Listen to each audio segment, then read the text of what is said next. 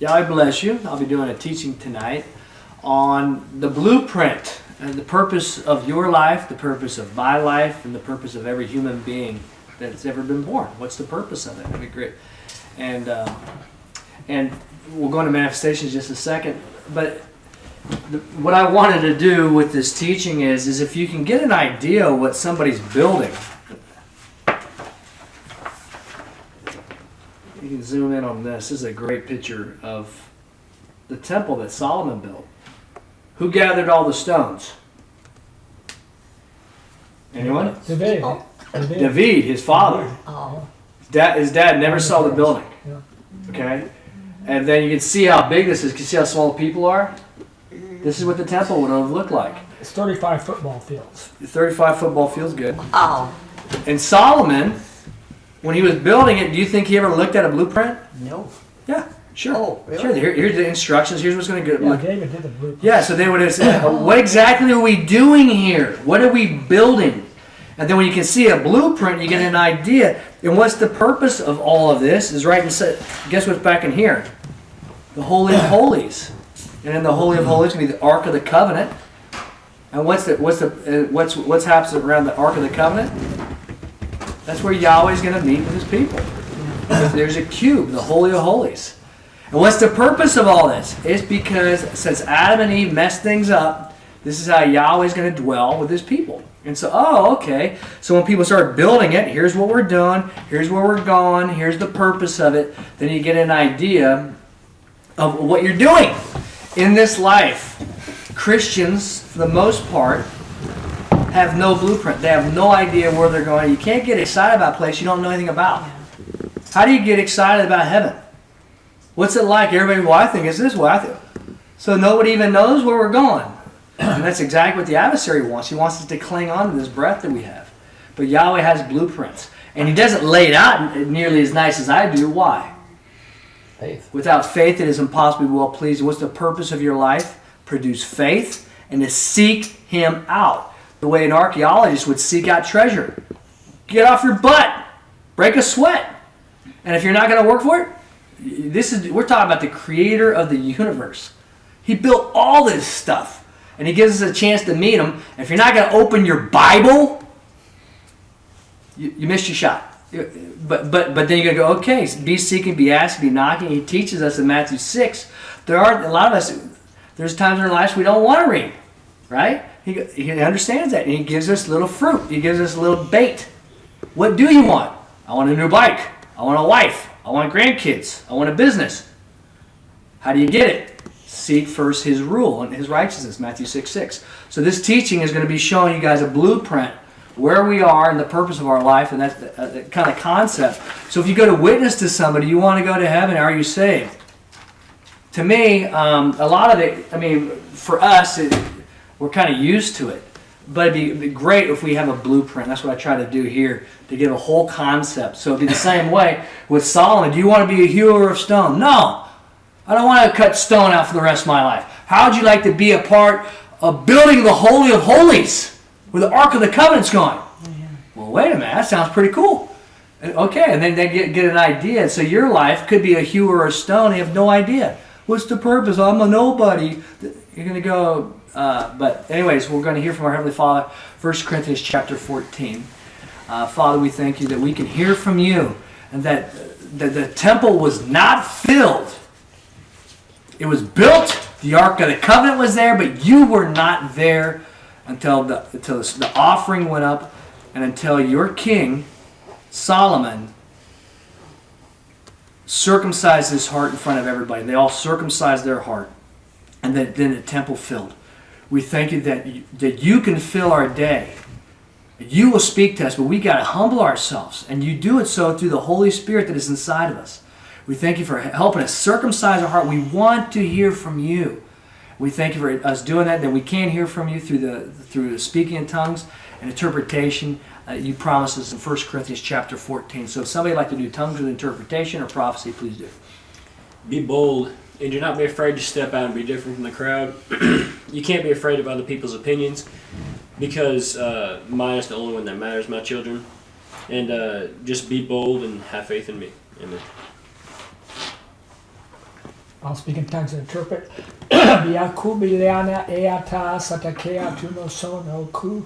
Abakoyata Eliana Easa Beata Kuliana Eatu Koyata Ebeata Satameati. Be bold and walk forth with confidence and assurity that I abide within you. You are my sons and my daughters, and who have put great ability inside you.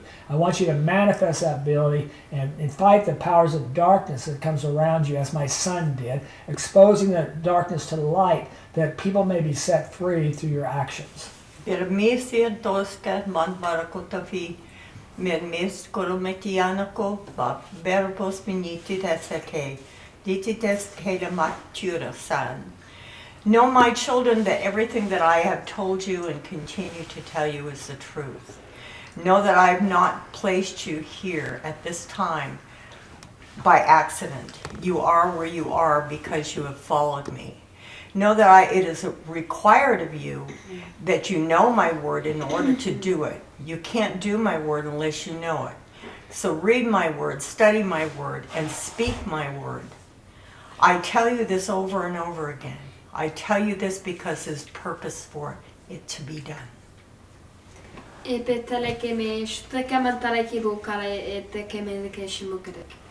My children, always listen to me no matter what. Even if you have 2 job offers, one is a bunch of money, while one is only about 1/4 or 2/3 of that. But if I tell you to do the other one where not as much money, listen to me, my child. Because I will be able to work you up. If you have patience and wait for me, that will happen. A word of prophecy. Build upon the foundation which I have laid before you, that you are continually exercising, that you are moving about in the ways that I have called you to do, that you are manifesting, that you are bringing about the glory and the promise and the hope that I have put in you. I'll prophesy. My son and daughters, do not try to run into battle without any armor. You're excited, you're pumped up, you have your sword out, and you're ready to go fight. You are my best army I have. But you have no armor on you. I'm not going to let you run out into battle naked. Come to me, and I will put the armor on you, and I will let you fight, and you will prevail. Thank you, Father. Thank you, Father, for those words. And you know what Rachel's doing right now, Esther? Tell Rachel, why don't you tell Esther what you're doing? I have a couple job offers I have to decide for, and one is a lot of money. Nice! And the other one is less than half. How old are you, Esther? 11. So we're going to learn about the Ark of the Covenant. That is an Ark of the Covenant. Yeah. And the neat thing about with the temple is that in this life, holy am I, 1 Peter 1:15-16, even as written, holy you shall be, for I am holy. Separate yourself. It's up to us. We have freedom of will whether we're going to be holy or not. It doesn't mean we're going to lose our salvation, but we might not have anything in common with Yahweh that day or that week. He's not speaking to you. But if you circumcise yourself, just like with that temple, there was no Ruach Kadesh. Yahweh wasn't there until they fell upon their knees. Now you go to the temple right there. Who's in that temple now? Not Yahweh. They rejected His Son. But you are the temple. We're just talking about these things. It's the purpose. In Christ and Yahweh, and this is not on the teaching, it said the sacred secret that had the adversaries, had the rulers of the age know they wouldn't have killed Jesus Christ. That's you. It's me being a part of this secret weapon nobody knew about. It's called the body of Christ. You explain you guys will get a lot. Hold on, you'll get a lot more if you sit over here so you can see this. Because if you don't see it, Here, Explain there's room. Ruach Kadesh. We got lots of room. I can stay on point. Go over here. Once I start talking, I start going all over the place. You guys know what Ruah is, right? What's Ruah? The Spirit. Ha, the Kadesh is holy. Ruah ha Kadesh. Kadesh. And so here is a blueprint. And what I want to try to go over, give you guys an idea. And it'd be good if you have your Bibles too. With some of these verses, we'll go there. Actually, turn to Colossians 1:16. Kind of start off there.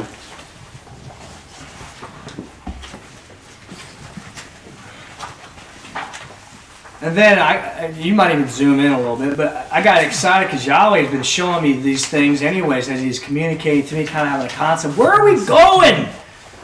What are we doing? Going to Colorado as little kids, are we there yet? That used to be Esther's favorite thing to ask because she's bored. She doesn't know where she's going. We'll be there soon. Colossians 1:16.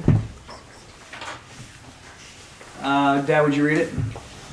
Because in him were created all things in the heavens and upon the earth, things seen and the things unseen, whether thrones or lordships or principalities or authorities. They all, through him and for him, have been created, and he is before all, and they all in him hold together. And who's he talking about? Christ. Christ, the Mashiach, Yehoshua, Jesus Christ. And who created Jesus Christ? His Father Yahweh. And in Colossians, towards the end of the whole book, Yahweh says, none of this would even be here if Yahweh didn't want Christ. What does that mean? Well, in the beginning, there was an earth. Now the continents weren't divided yet because they weren't divided with Peleg. Okay? It was a supercontinent. What was Yahweh looking at? Here's an eye looking. It just as David or somebody looking to build something. I got to. Here's Donald Trump with the art of the deal. He had a vision for Trump Towers. What he wanted, this real estate, had an idea, and then it got better and better. Yahweh sees things in perfection. What did Yahweh want? He wanted his son. He wanted a family. And we're okay. What is he? Because what's the first thing he told Adam and Eve to do? Be fruitful and multiply, subdue the land. So what does he want? He wants kids. Now, what's different, and it's going to be kind of a comparison and contrast with your life and my life and what we're used to and what Yahweh is expecting. Because he wants a family. Right? What's family? Esther? Blood, right? Mm-hmm. Same mom, same dad. What does Yahweh say family is? Mark 3:35. Those who do the, he says, he says, it's neat with the footnote with Rothram. He says, who is my brother, my sister, my mother? Those who do my Father's will are a brother or sister of mine. You want to know, so what is a family? Those who follow. Obedience. Family is freedom of will. Yahweh doesn't want hostages in paradise. What does he want? Freedom of will. If you don't want to be there, you don't got to go. We're going to Hawaii. Oh, I don't want to go. Stay. See you later. And there's some people that vouch out. You can see some believers or stuff at the end of the race. You're going to go, what happened? Well, I don't think they want to go anymore. And you could even ask them, would you like to go to a place where there is no death, there is no pain? I would. What's the catch? Well, there's also going to be no lust of the eyes or lust of the flesh, vain grandeur of life. There's going to be no fornication, no stealing, but it's going to be righteous. There's going to have jobs. And some people are saying, no. What would that tell you? Don't waste your time. They don't want to go. And you don't want to take somebody hostage to Hawaii. Can you imagine? Just get a visual what it's like to take your whole family to Hawaii and you took somebody a hostage. They're tied up. They're going to ruin everything. What would Yahweh saw? He wanted a new earth. This is Revelation 20. Now I do have water in here so you can tell what it is. Is there going to be oceans? No. There's no oceans. The sea will be no more, Revelation. So Yahweh gives us a glimpse. And there's a neat thing with any book or article. If you want to know the concept, what's going on in here, read the first 4 chapters, last 4 chapters, and you get about everything except for the sacred secret. You don't know anything about the body of Christ. Because that was a secret nobody knew. It was revealed to the Apostle Paul through the Ruach HaKodesh, through the Holy Spirit. Nobody knew that. But other than that, where we started, where we're going, but what was the purpose of Adam and Eve? Make kids. What are those kids? What's the purpose of those kids? We're going somewhere. Choose. Choose you this day. Death and life is in front of you. You choose. What does Yahweh want? This is it. This is his desire. How are we going to get there? And how is he going to get to the new earth? Through Christ. It was going to be a perfect man, the second Adam in 1 Corinthians chapter 15. The first Adam that blew it all. But we know from Colossians that the main intention of all of this was the new earth through Christ, the new creation. The difference between these people on this earth, this is where we are, people have freedom of will. People do wicked things. Look at the Democratic Party is doing to our country right now. This is the Democratic Party doing this to our country with the Chinese flu, with voter fraud. They're trying to throw it. We all know who it is. Yeah. Do you want to go to paradise with those people? No. Do you think Yahweh wants them there? No. But everybody gets a chance. They get a choice. Choose what you want to do. In this life, Yahweh says it's a vapor. It's going to be gone just like that. Grandma Mary's turning 99 this year. And she talks about how quick it goes. It goes. Yeah, Yahweh go choose really wise. He says and through the Gospels over and over and over again about good stewards. And then the boss is going to come back. What'd you do? I didn't do anything. Stinking thinking. We're going somewhere. When's the last day you got? When's the last breath you have? When are you going to die? When is Christ coming back? You have no idea. Get to work. I don't want to work. That's your choice. It's like a pyramid. I like a whole pyramid, because we know that Christ is going to be the king for the 1,000 years in the book of Revelation. He's going to be rewarded like nobody's been rewarded. Underneath the pyramid is going to be everybody else. What is your job going to be? What's it going to be like? We have a kind of an idea. That where your heart is, there your trouble is. Or not your trouble is. Your treasure is. If you have no idea of what job you're going to be doing here, how are you going to get through this life? Is it going to be investments? Is it going to be architecture? Is it going to be an auditor? Is it going to be some sort of hunting? Well, there's no hunting there. What are you going to do? I don't know. Get moving. Start thinking about what you're going to be doing. And Yahweh gives us these things, these parables. Be thinking. You can do whatever you want. And when I was in high school, I thought I was really smart. And then when I got to college, it turns out that I knew like 6 people that became doctors, MDs, medical doctors, practitioners. And guess what? I didn't even know they were smart. I really didn't. They never bragged or anything. They didn't need to brag. But they had straight A's through high school, middle school. Then they did great in college. These people had a vision. They were going somewhere. They went without. And then I'm working for a guy who's a doctor now. He just got started. His debt is incredible. He went through 8 years of college and then other things. While other people have cars and families and vacations, and he's broke as whatever. Why? He was going somewhere. Where are you going? And this is where we get to tell people, why do you speak in tongues? Why do you do interpretation? Why are you not embarrassed of Yahweh's name? Everybody's embarrassed of Yahweh's name. Well, first of all, he's listening. Second of all, his son, who's going to be running everything that I'm going to be kneeling, he's going to give me my job. And I don't want to offend the boss. Can you imagine somebody working for Trump Enterprises that doesn't like the name Trump? Well, there could be a job there. We got a place for you. Toilets right down there. You're embarrassed of the boss's name? Okay, why would you say that? Because if you don't bow down to your knee to what common Christians teach today, you're out of the church. You got to blend in. You better go find a denomination. You're going to go, well, golly. And then you go, wait a minute, I'm going somewhere. And my job is not necessarily to blend in. My job is to become what He has called me to do. Each one of you, there's a purpose. There's a plan. The Yahweh has, we can see this. What is His desire for your life? You have freedom of will. So what do? He's not in control of your freedom of will. You can't have Him in control and have freedom of will. You have your freedom of will, and it's up to you to go to Him and say, what do you want to do with this life? What do you desire? And then He'll start working. He'll start teaching. And He'll give you the desires of your heart. Dad gave me a teaching from Andrew Womack. Probably 90% of Andrew Womack's stuff I don't agree with. I think it's wicked. But this following the desires of your heart is incredible. He stirs the desire. Philippians 2:13. If you are in the Word, if you are like we are right now in the Word, with that kind of manifestations, the people in here want to hear from Yahweh. What are the desires you have right now with your job or with your work?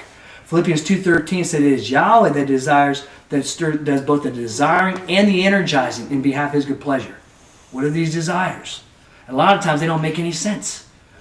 I see one right there. The little girl wasn't your desire. Pep talk. Where are we going? From Colossians 1:16. Go turn to Jeremiah 21:8. 21:8. And it's good to be correcting people. You're going to have to, in order to help people, you got to correct them. I manage people's life savings. I'm blessed. I'm very, very blessed that I got trained by my father. And here's people that ran their own money for their whole life. Now they're going to hire me to run it. And then they start saying things that's some very, very wrong concepts on how to manage your money. Well, who the heck are you? This is my money. I earned it. I got $1 million in 30 years. Who do you? I said, hey, you want me to advise you, or do you want me to follow orders? And I had this guy. He was really ticked. He goes, didn't cost me anything, does it? I said, no, it doesn't. And he goes, okay, advise me. I go, this wealthy man accumulated all this stuff. I said, you're telling me, your advisor, to sell at a low and to buy this at a high. That's what you want me to do. He goes, well, that sounds really stupid. I go, I'll do it. And guess what I had to do? I had to step on his toes. I corrected him. He goes, I do want you to do it because our time horizon is 10 years. And I go, I agree. But I had to sit there. And you're going to have to do the same thing. When somebody says Yahweh's in control, you say you can't have freedom of will and him in control. And you're going to really hurt their feelings. Do you believe in freedom of will? Yes, I do. Then he's not in control. And that's actually how you get to help people. Jeremiah 21, verse 8. Jeremiah 21? Well, they said 28. 21, verse 8. Okay, sorry. That's okay. And so, and this is, we're just going to read a little excerpt out of here. And this is like a refrain. A refrain is something that keeps going over and over and over and over again. And I was reading here Jeremiah. Man, could I do what Jeremiah did? I guarantee you Jeremiah was thinking about the new earth, the rewards. What's worth this? You kidding me?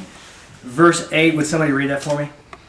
And unto this people shalt thou say, Thus saith Yahweh, Behold me, setting before you the way of life and the way of death. There's death and life and death. Choose each day. Choose. And it's the refrain. I've set life and death in front of you. I have given you freedom of will. Choose life. What are you going to do? And so here's some really neat things. I thought they were neat. Here's Yahweh in the beginning. He wants a new earth. Well, he wants a family, right? But everybody's going to be, there's going to be a family according to Mark 3:35, those who choose to obey, that want to be there. So that's the family. Okay, that makes sense, right? He also wants, see this huge cube? What the heck is that? Actually, I wanted it on the top of here, but as I started drawing this, I had the Middle East over here, and Jerusalem's in the Middle East. So now it's kind of out of view. It's the New Jerusalem. Mount Everest right here. How tall is Mount Everest? The tallest object on our planet. You see this right here? How tall is it? 5.5. 5.5 miles. Revelation chapter, when we turn to Revelation chapter 21. We're going to find out about that red cube over there. What the heck is that thing? And actually, you can Google this. And people got all kinds of things about this. It's all even bigger than what I put. You're like, what is that? It's where we're going, guys. We should know about that thing. What is it? Mom, would you read? 21 what? 21:10. Then I'll tell you where to stop. And he carried me away in spirit unto a mountain great and high, and pointed out to me the holy city, Jerusalem, coming down out of heaven from God, having the glory of God, her luster, like unto a stone most precious, as a jasper stone, shining as crystal, having a wall great and high, having 12 gates, and at the gates 12 messengers, and names inscribed, which are the names of the 12 tribes of the sons of Israel. On the east 3 gates, and on the north 3 gates, and on the south 3 gates, and on the west 3 gates. And the wall of the city having 12 foundations, and upon them 12 names of the 12 apostles of the Lamb. And he that was talking with me had for a measure a reed of gold, that he might measure the city, and the gates thereof, and the wall thereof. And the city 80 lieth, and the length thereof is as great as the breadth. And he measured the city with the reed 12,000 furlongs. The length and the breadth and the height thereof are equal. And he measured the wall thereof 140 cubits, the measure of a man, which is the measure of a messenger. And the structure of the wall thereof was jasper, and the city was pure gold, like unto pure glass. The foundations of the wall of the city. That's good. We can stop there. What are we reading about here? That's where we're going. I mean, would it be neat to see that Solomon's temple and his glory? Yeah. Yeah, I've never seen anything like that book. It gets me excited. You see some stuff that has an Ark of the Covenant, the Holy of Holies, what they believe it might have looked like. You're going to go, you know how big my eyes got? Well, this is where we're going. And here's what, you want to know how big this city is? Mount Everest is 5.5 miles high. This city is 1,380 miles high. It's about 1,400 miles high. Donald Trump, it doesn't exist yet, guys. It specifically says it's going to be lowered down out of the heavens. Maybe it's already built, President Trump. He's going to need somebody for whatever. We're going to go, we're going someplace. How would you like a job there? 1,400 miles high. This is a city. Now, here's what E.W. Bollinger is going to say about this city. E.W. Bollinger is going to say, it's the holy city is presented to us a perfect cube. In Solomon's temple, the Holy of Holies was a perfect cube. What was the purpose of the Holy of Holies? It's for Yahweh, the creator of the universe, to spend time with his kids. All this mess in between the two earths is because of freedom of will. But Yahweh is so patient. And we're going somewhere, and you can see the torture that happened to the Egyptians during the plagues. What was the purpose? Some people turned. Yeah. Yahweh is so patient. Some people turn at the last, and they go, that's it, I'm in. And Yahweh goes, good, got another one. What's the purpose? We want to populate this thing. They're in. The torture is going to happen in Revelation. The wicked people, some people are going to turn. We don't need to be tortured. We're already in. But then we get this concept. It is 254 Mount Everest tall. That's how big this city is. It's a perfect cube. You're going to go look. The United States, it is 52% the same size land mass as the continental United States. It is as big as the state of Texas, approximately, and just as tall. I'm thinking, when I started reading it, I started thinking, man, I don't know how this thing's going to spin evenly. Because you got that much weight on there, you're going to need some sort of, because when you put a tire on, they got to put little weights on the tire, right? That thing's going to be really out of round. And I'm like, well, I guess he's got a plan for that too. He's got a plan. This is where we're going, the Holy of Holies. And you're going to go, man, here's a city. And what is the purpose of all this? And why wasn't this all laid out in Genesis? You said it at the very beginning. Without faith, it is impossible to be well-pleasing. The purpose of your life is to seek out the unknown God, the invisible God. To seek him out. Where is he? He's waiting on you. He's waiting on me. And there's always more. There's always more. Have you ever got content? No, I'm playing. I can see you burning out. I'm ready for hunting season. I got a position. Maybe I'll get a little bit of playing time. Maybe I won't. That's fine. But it's up to you, right? But if you control this thing, this 8 pounds of gray matter inside your head, you can say, Yahweh, is there something that I should be considering? And he might say, how would you like safety? How would you like to be on Sports Center? What? And then he goes, yeah. And then he starts showing you, what are you going to do with your life? Are you going to settle? Are you going to do whatever you're going to do? Well, it's too late in my life. It's too late. That's always going to be the war inside of us. We'll turn to Hebrews chapter 11. We're going to the city. Who's the only friend of Yahweh in Scriptures? Moses.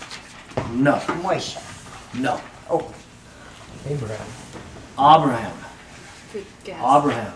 And we're learning how to say their names. Abraham. And we're learning why. Well, because one day We're going to meet him. we're going to have to say their name right. We're going to actually meet these people. David, Moshe. I'm getting close. It's not Solomon. It's Shalomo. Oh, it's not Philistines. It's polished tea or something like that. I'm getting closer.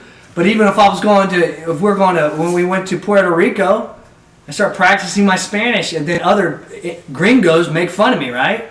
But the Spanish people don't. No, roll your R. I feel like an idiot.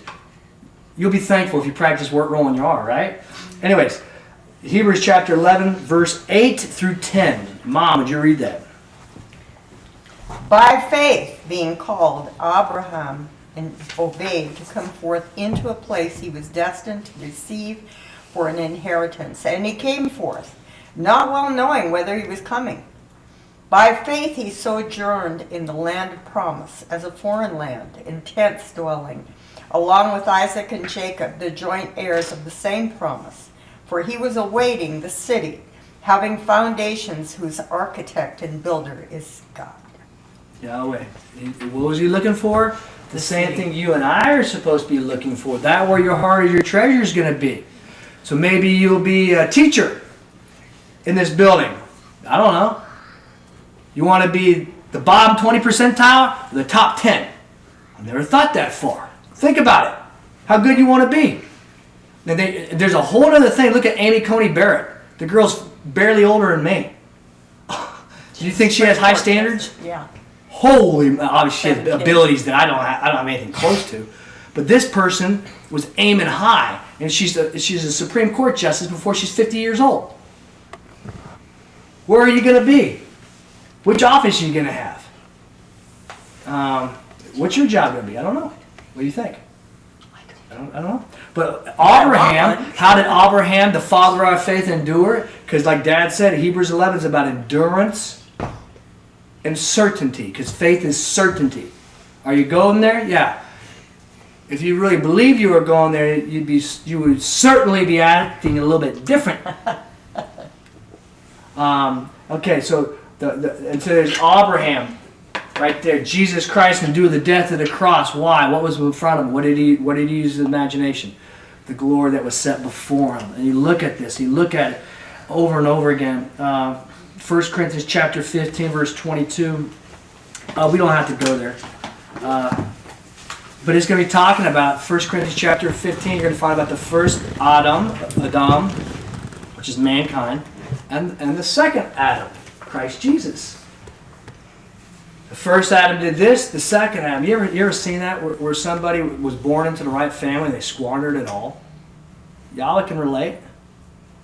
And then then Yahweh has another son that worked himself up from taking out trash in the mailroom and is now at his right hand. How proud is that? Do you think President Trump's proud of his kids?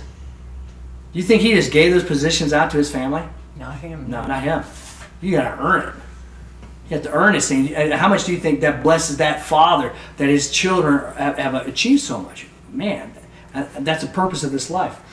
But 1 Corinthians chapter 15, verse 22, first Adam, the second Adam, kind of getting the concepts. Now we're going to kind of looking at what is not the family that Yahweh's talking about. Well, he's my blood. He's my brother. We grew up together. You don't understand this. I had a lot of this with Austin. Whenever I was trying to help Austin, he had wicked people holding him back. Well, you don't understand what we've been through. And I've been there too. But the thing is, you're never going to get to where you're supposed to be going looking in the rearview mirror. What did you have in common with them? Well, we're both going through hard times. You're going to miss it. You're going to miss this thing. Yahweh will take care of those people. He will. And I'm convinced if Satan or the adversary can't stop you, do you know what he's going to do? He's going to throw people in your life that occupy all your time. You got to help this person. You got to help this person. And here's the same person, Rachel, back in a rut. Again. You want Satan to stop using those people? Stop helping them. Because it's successful bait. And that, not meaning to pick on you, but that's me too. It's the same person over and over again. He doesn't need to stop you. He just turns you around by it. And that I don't want to give him too much authority, but you can see if it's not the adversary, that's our own adversaries holding us back. We're looking at the same problems. People that don't want to go.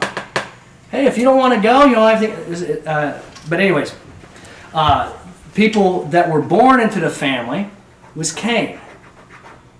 And Cain, what did he do? He renounced his citizenship or his sonship by murdering his brother.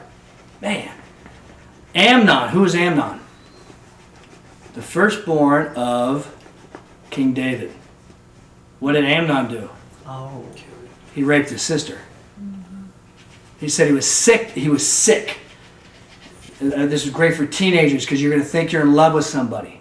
That's what people will tell you. You're meant to be with somebody. Say, yeah, so did Amnon. His friends told him to. But he had it in bad counsel too. Bad people. He rapes his sister and then he despises her. That's the lust of the flesh for you teenagers and stuff. And you'll have it. You'll all say, what did you do?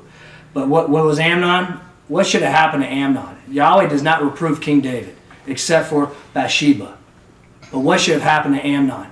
He should have been put to death or whatever the Levitical law was for raping the king's daughter? Are you kidding me? Why did he get away with it?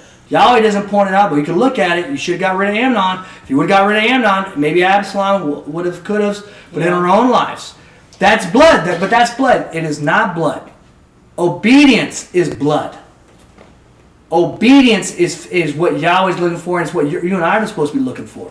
It's where we're going. Absalom, what did he do? Golly. Here's Absalom's going to kill his own father. Didn't start off that way. And he got bad counsel. Hey, people think that the two of you are going to get back together after you chase his dad off. Yeah, the people aren't really going to unite underneath you, Absalom, because they think you and your dad get back together. Well, what should we do? I have an idea. Burn the bridge with you and your dad. Have sex with all his concubines in front of everybody. Okay. That's his son. That is not family. And when people act like that, they're not family. You should say, you're not family. That's not my family. We might have blood, but that's not my family. Who is my family? This is my family. I've been betrayed by blood. Who cares? So what? Is there to Nadab and Abihu? These were Aaron's sons. What happened to them? Well, when we're pretty. They were blood. These are Moses' nieces and nephews. Brought strange fire to Yahweh. And what did Yahweh do? He nuked them. And then what did Yahweh command Aaron? You're not going to mourn. Not even mourn over this person. That is not blood. And so the purpose of this life also is if you tell people that's not my family, what are they going to look at you? Are they going to look at you and go, wait a minute, you're supposed to be a good Christian woman. You're just discarding people. What are you going to get a chance to do?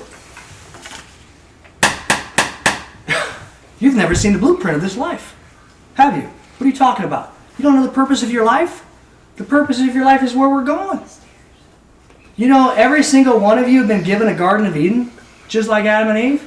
What are you doing with it? Are you taking care of your business? Are you taking care of your family? Are you taking care of your cars or your bills? What are you doing with it?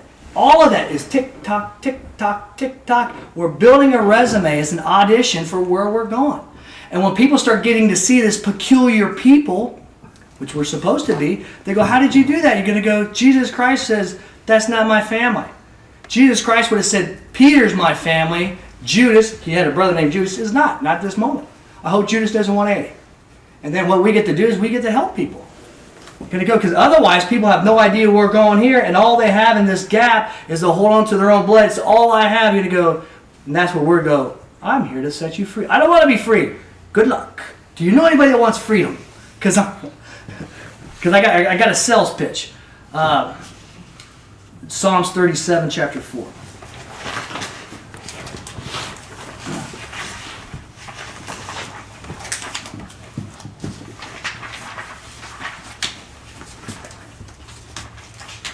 You need to think about that. You're going to go, I've been abandoned. Everybody in here has been abandoned. Right? Well, how many people got to abandon you before you quit? Well, let's look at Gideon and let's look at King David. How many people abandoned Abraham? How many people came and went with Abraham's life? I have no idea. Who cares? But Abraham was not abandoning Yahweh. And we're going to see the great ones. They stayed focused. And just like President Trump, so are you. So President Trump is running the United States. Yeah, but Yahweh's got you in a position. He's got you in a position. Well, I'm just a single man with a house in Wichita, Kansas. He's watching. Go, what can you do with it? 37 verse 4. Would you read that for me? Somebody? I will. Yea, Go ahead. Go ahead, John. sorry. Yea, rest thy delight on Yahweh, that he may give thee the requests of thy heart. Keep going? Or am I wrong? No, that's right. Okay. Yeah, there's some really, really neat things with some of these words here. I'm going to try to stay on topic, but my heart rate's up. This word, rest your delights on Yahweh. Let me see here. Also here is verse 4. But wait, rest your delights on Yahweh, and He'll give you what? The request of your heart. He understands you're going to burn out. He's more worried about burnout than you are. You too. You got one game left. You got three practices left. I'm about ready to burn out. I've been there, man. You're not a senior. I got next year. But okay, whatever you burn out. And then verse 5, roll on Yahweh. When? Trust also in Him, and He will effectively work. It's a neat thing about this word roll. Is this? It's Strong's number 1556. It's galal. It means commit, remove, roll down, run down. I like run it down. And the delights that Yahweh also with this word delight. This is one that really got me. The delights. Rest thy delight. What does that mean? Not quite sure. I have an idea. Here's the Hebrew word delight. Strong's number is 6026. It's anog. It's to be soft, to be delicate, to be dainty. Another one of the words there is even effeminate. Yeah. Now, ephemite is a man acting like a woman. And Yahweh's not using it in a sexy way or a sexual immorality way, but you can see somebody that, you ever seen somebody that's so excited, they're not acting confident or tough? Yahweh wants you to become soft, to become dainty. They're so excited that you don't care what anybody thinks. That's what He's asking you and I to do. What topic in your life that if you start talking about it, you start weeping immediately? That's what He wants to talk to you about. Tears of joy. It's so sensitive. I don't want to talk about it. I don't want to get my hopes up. I get so emotional. There'll be some things that I have no idea why. I start talking about it and I become a big puddle of melted ice cream. Crying and tears and faces swollen. I just lost control. What is that? I don't know, but make a note. What just happened to you, Aaron? And that's what Yahweh wants with you. He says in Proverbs, guard your heart. He tells you to guard your heart. He also tells you in Proverbs that nothing is as deceitful as that thing. Remember that, teenagers. Yeah. Don't follow your heart. This is one of the most deceitful things, your flesh. Yahweh tells you to guard it, be leery of it, but when it comes to Him, be dainty. What subjects do you have that make you very emotional? That if you even start talking about it, I got to stop, I'm going to start crying. Identify those things. Because Yahweh's trying to get you from here to here. And He wants to bless you more than you could ever imagine to hear, but I don't want to get my hopes up. I'm tired of getting my hopes up. I'm tired of getting let down, right? That's your flesh. That's that heart thing He's warning you about. Tell that thing to shut up. When you come into the throne room, when you come into the Holy of Holies, when you circumcise your heart, let it all out. And then you say, let's talk. Let's talk about that, because I don't know maybe you don't have anything that makes you emotional. Maybe you have a problem. Shouldn't there be something that if you start talking about it, you melt? I don't know. Everybody's a little bit different. But if you look up that word, anog, 6026, it's a very neat word. The word trust is Strong's number 0982. So get dainty, then to roll down with Yahweh. Roll with Yahweh. We had that with United Flight. They said, let's roll. When they took out this roll down with Yahweh. And then also the word trust is to have confidence. Isn't that neat? That's where we get Amon from. That's where faith is confidence, is certainty. Are you certain you're going here? Are you certain that He can give you the desires of your heart? What's missing? I don't know. When was the last time you started bawling? I don't know. But I do know one thing. When a guy named Greg Phelps, I got to see his picture yesterday. I downloaded it. I didn't like the picture of him at all. His daughter posted it. Because Yahweh went, that's the man. I went, that is the man. I was a 19-year-old. I thought he weighed 260. Tough guy. And this guy came up and asked if he could give me a prayer, pray for me. Yeah. Well, actually, I didn't want him to pray for me. But he prayed for my sisters, and they started crying. I ain't no sissy. I'm going to back down. I'm like, yeah, let me have it. 2 minutes later, I'm moping. I'm not moping. I'm weeping. There's snot pouring out of my face. Tears pouring out of my face. I didn't understand half the stuff the guy's talking about. Aaron, you're going to travel the world. I went to Mexico once. Been to Texas twice. What are you talking about travel? You're going to teach teachers, put them on a firm ground foundation. I had no idea. But what I do know is my whole body changed. And I had snot. My face was swollen up. And that was my first prophecy. That is the dainties. That's that word I know. And that's what prophecy kind of crosses that bridge. Turn to 1 Samuel chapter 15.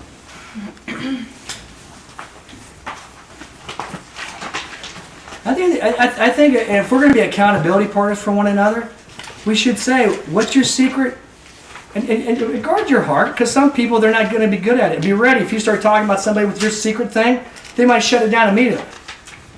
Guard your heart.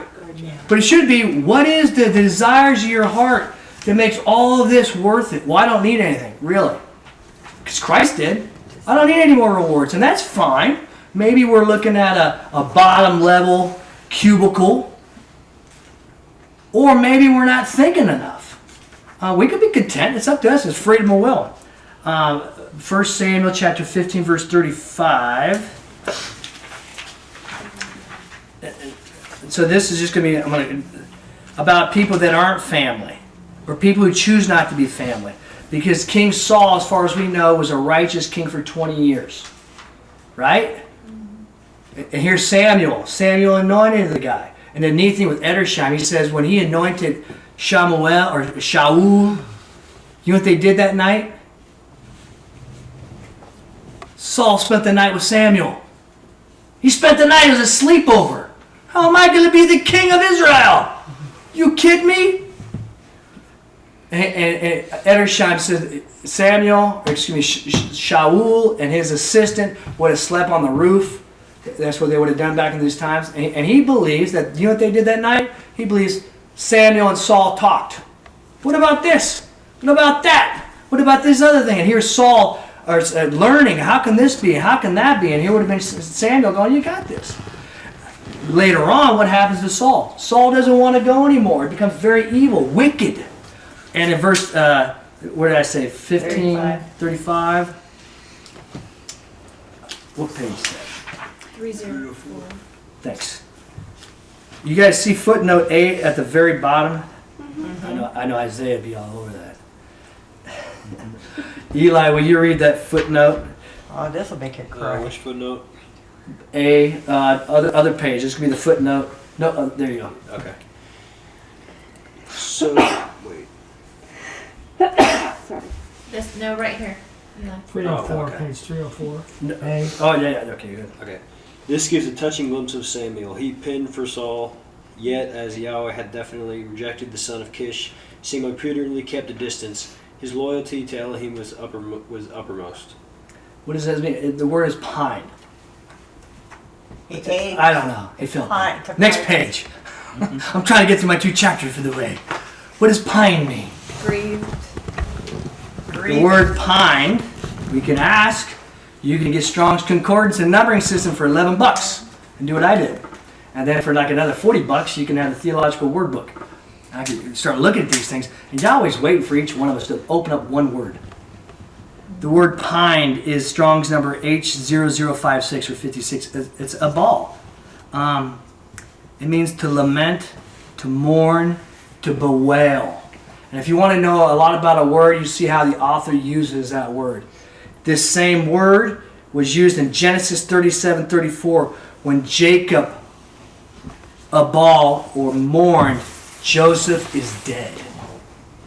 How do you think Jacob felt when his son was dead? He ripped his clothes.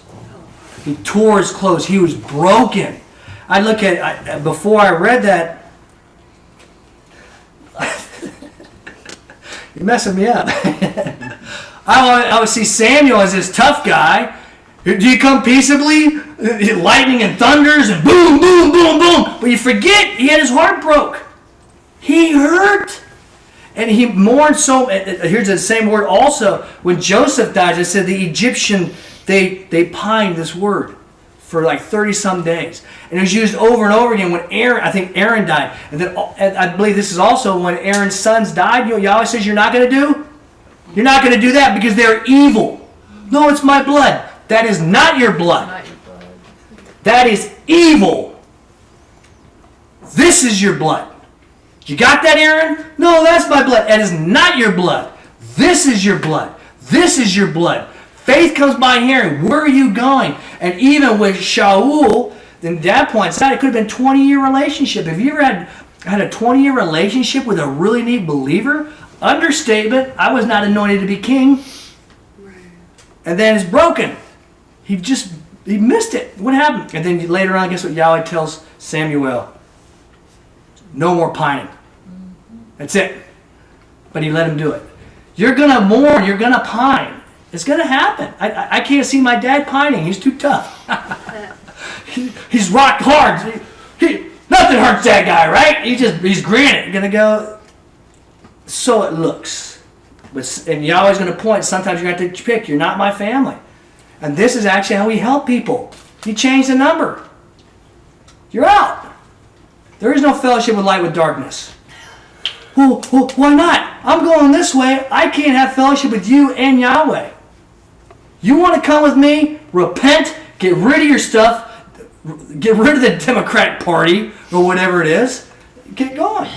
But Samuel with the mourning, I never saw that. Thank you, Rotherham.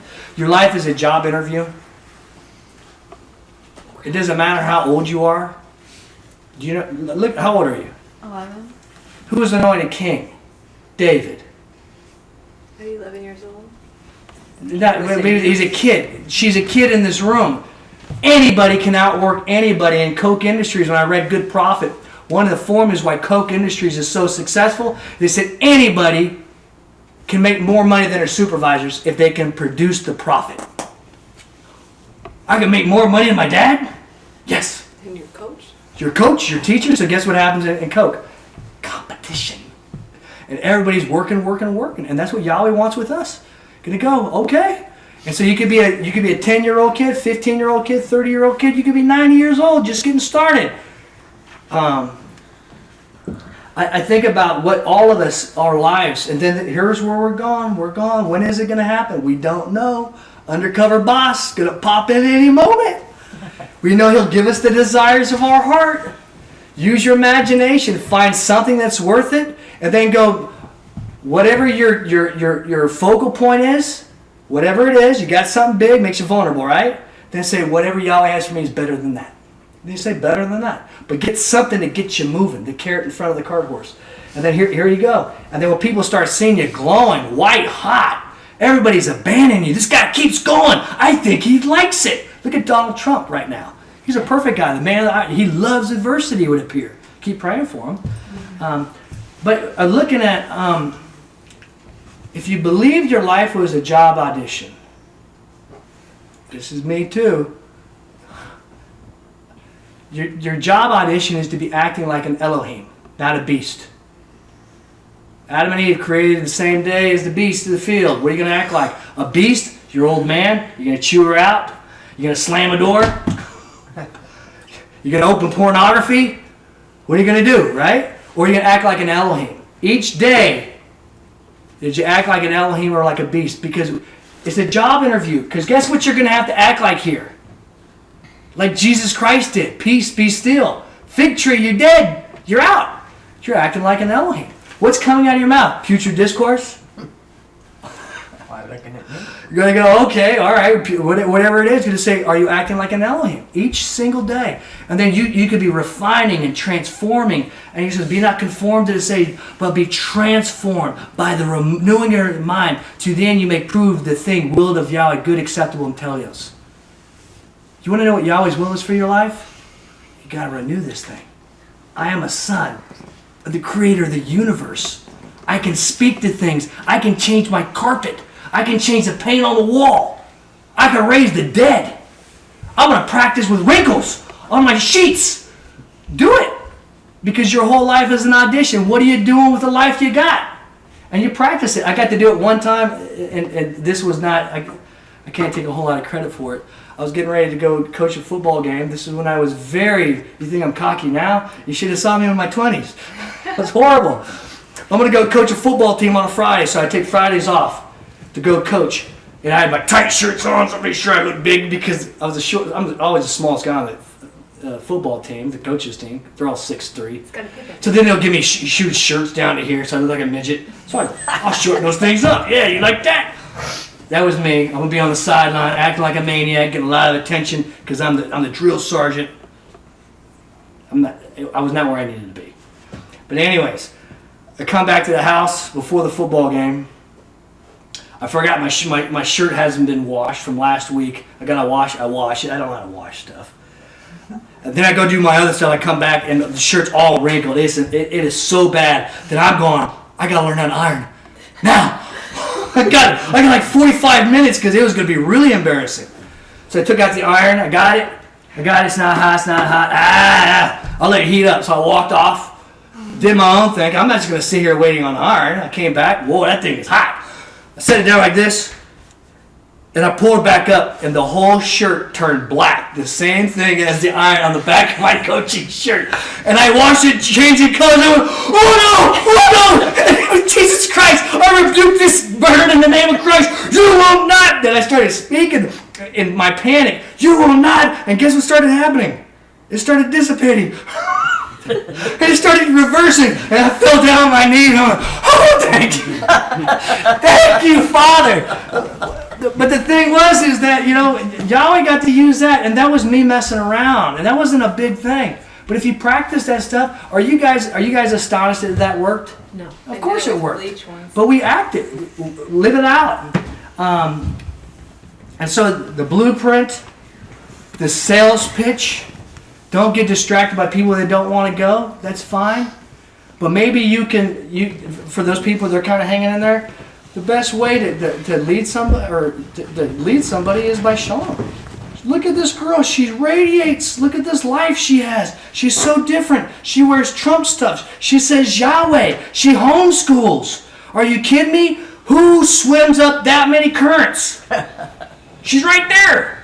How do you do it? And you go, I speak in tongues more than you all, or whatever. But anyways, there's our blueprint, the Holy of Holies. And Father, we thank you for your word, and we thank you for these believers here, and we thank you for the words that you're going to speak through me to your children. And we thank you, Father, that we can be like the Holy of Holies. Know that my plans are better than anything you could ever imagine, but I need you to stretch your imagination because your imagination is so small. Your imagination is like a small closet in your head. And you're wanting the creator of the universe, who can't even be contained in the Milky Way galaxy, to squeeze in this small little imagination closet you have. I need you to make your imagination the biggest room there is. And actually, when you step into your imagination, it should be like you leaving the stratosphere, going out into outer space, where it looks like it's all void. It's not void. There's things everywhere. I need you to start stretching your imagination like that. And as you do so, then I will be able to give you the desires of your heart. You want to know what's missing? Your faith and your imagination, and you'll get these things through Christ. Amen.